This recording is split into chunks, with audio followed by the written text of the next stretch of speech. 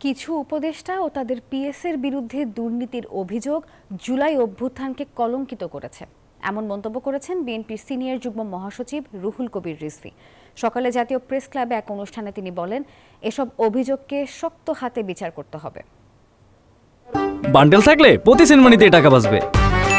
বিকাশ send money bundle কিনে জিতুন প্রতি লেনদেনে। ঘটে গেছে এই রাষ্ট্রের মধ্যে, সেটাকে ঠিক করার জন্য তাদের কণ্ঠের শক্তিটাকে আরো তীব্র করা দরকার ছিল। এবং তারা যখন ক্ষমতার অংশীভাগ করছেন, ক্ষমতার অংশ নিচ্ছেন, তখন তাদের আরো সতর্ক থাকার কথা ছিল।